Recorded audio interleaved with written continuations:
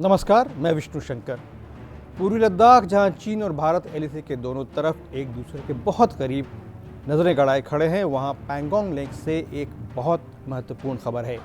Damien Simon एक भौगोलिक intelligence expert है। उन्होंने इस इलाके की सैटेलाइट से खींची गई तस्वीरों को देखकर बताया है कि चीन अपनी सीमा की तरफ ही पैंगोंग लेक के दो सबसे नज़दीक पार्टों को जोड़ने के लिए एक पुल बना रहा है। इस पुल के तैयार होते ही चीन जब भी ज़रूरत पड़े तब पैंगोंग लेक के दक्षिणी किनारे पर फौरी तौर पर सैनिक और असलाह तैनात करने में सक्षम हो जाएगा। साइमन ने इस सूचना के साथ जो तस्वीर या नक्शा ट्वीट किया है, उसमें साफ दिखता है कि ये पुल लगभग तैयार हो चुका है। इस पुल का निर्माण प्री फैब्रिकेटेड स्ट्रक्चर से हो रहा है और इसका लक्ष्य है कि जिस तरह भारत ने 2020 में अगस्त महीने के अंत में चीन को छकाते हुए पैंगोंग लेक के दक्षिणी किनारे की चोटियों पर अपने सैनिक तैनात कर दिए थे, ऐसा फिर न हो जाए। चीन जहां ये पुल बना रहा है उस जगह का नाम खुरनाक है। इस पुल के बनने से पहले रुडोक में अपने सैनिक ठिकाने से चीन को खुरनाक पहुंचने के लिए 200 किलोमीटर का रास्ता तय करना पड़ता था। अब ये दूरी मात्र 50 किलोमीटर की रह जाएगी।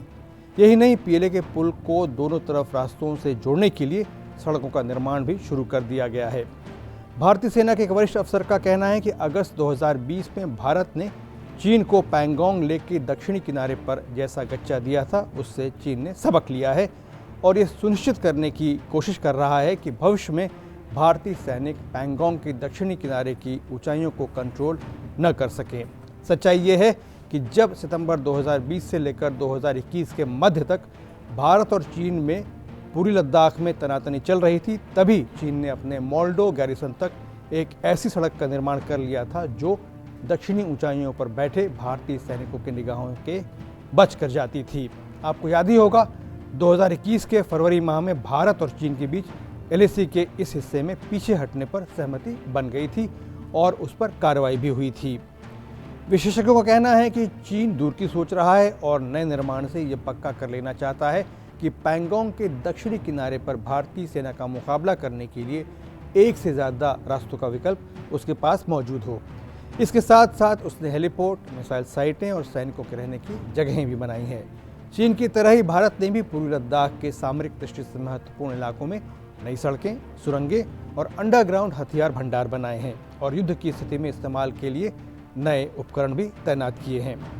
यहाँ ये बताना जरूरी है कि विगत में कई बार चीन ने भारत द्वारा एलएसी के अपने तरफ किए गए निर्माण का ज़बरदस्त विरोध किया है और तोड़ फोड़ की हरकत भी की है, लेकिन एलएसी के अपनी तरफ उसे निर्माण करने में कुछ भी गलत दिखाई नहीं देता।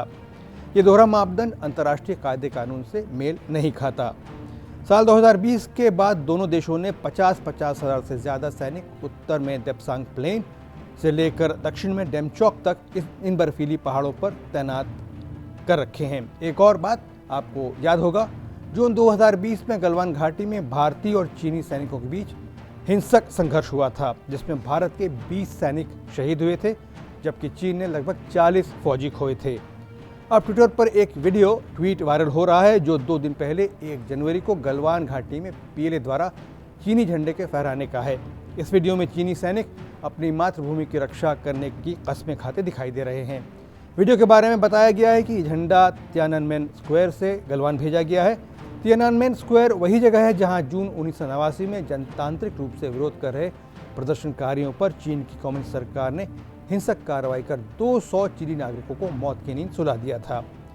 ये ट्वीट इसलिए महत्वपूर्ण है क्योंकि 1 जनवरी से ही चीन में नया सीमा कानून लागू हो गया है जो सभी चीनी नागरिकों को हमेशा देश की सीमाओं की रक्षा करने के लिए जिम्मेदार बनाता है। इस कानून में चीन के सीमांत इलाकों में नए गांवों को बसाने का भी प्रावधान है। जाहिर है ये भी चीन की सलामी स्लाइसिंग की नीति का हिस्सा है, इसलिए भारत को एलएसी पर हर समय सचेत रहने की ज़रूरत है। हालांकि भारतीय सेना के सूत्रों ने बताया है कि ट्विटर वीडियो में जो जगह दिखाई दे रही है वो इस क्षेत्र में असैन्यीकृत इलाके का उल्लंघन नहीं करती। सोच समझ कर मैं आज यहीं तक।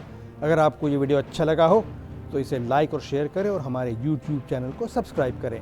देश दुनिया की सभी खबरों और उनके सटीक विश्लेषण के लिए टीवी9 डिजिटल से जुड़े रहें। विष्णु शंकर को अब अनुमति दीजिए। नमस्कार।